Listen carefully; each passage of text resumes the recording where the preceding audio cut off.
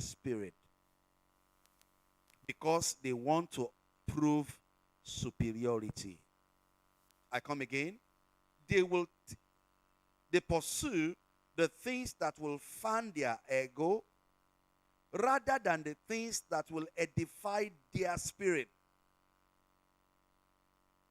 Because they want to prove superiority. Now, that's second sign of proud people. Let me say it again. They just got me back online. We're looking at the 5 natures of the proud. Number 2, they pursue the things that will fan their ego rather than the things that will edify their spirit because they want to prove superiority. They want to show that they are more than some people, so they pursue things that will make them look big. For instance, they look for big titles. Sir, as I am now, what will the title of a bishop do to me? Bishop. Title here, Odono. What is the title of God? Please, do we even call Jesus Pastor Jesus? Kotoni Pastor Jesus Ishuatik by it. And they should Jesus! You know, that's why I always laugh at some of our people in church that be saying, Lagbaja is not my mate. So you come back with me, but that I look with Jesus, but I know me.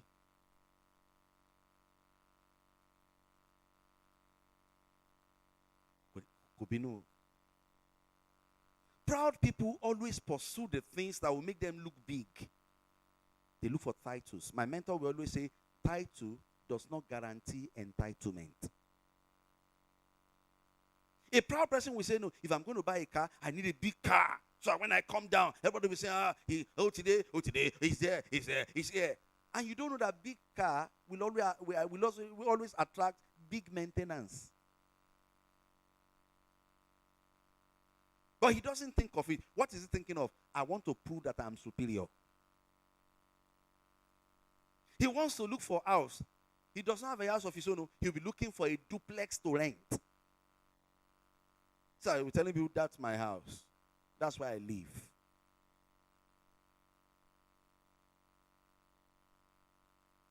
I'm showing you their nature. And it is their nature that put them in problem. He has money. He can afford to enter a shop and buy a bend down cloth. But because of his pride, he wants to go to a boutique and owe them. I'm coming back. I will be coming back to see you. Okay, just get those 5 shirts. And those will say, go with it. Go with it. You can send our money. Our halorun. I've taught you here severally. You don't need any big thing to be who you are. Look at when God wanted to speak to Elisha. God wanted to humble Elijah. You know what? The Bible said there was a thunder. He was saying, yes, God. The Bible said God was not there. There was a big fire, a storm. God was not there. The Bible said, but there was a gentle wind. And the voice of the Lord came forth. Say pride. I didn't hear you. So what do they do next? We're looking at the number 2. Who are they? What is their nature? They pursue the things that will fan their ego rather than the things that will edify their spirit. What should you pursue? You pursue the things that will build you up spiritually. Now look up. Please, my brother, come. Now look at this young man. His name is Michael. Challenges of life are not determined by the physical things you have. If the devil wants to come after you, he comes after you. But you know, spiritual victory is not determined by the physical things you have. Spiritual victory is determined by who you are spiritually. Now, I was being told that when hired assassin wanted to kill one rich man, very rich man, they tried to machete him with cutlass. He didn't penetrate. With guns. They shot him. He didn't penetrate. So they brought out cutlass. As they wanted to machete him, the man screamed. Ejo, Emma Pami, don't kill me. Any amount I will pay, his money could not save him.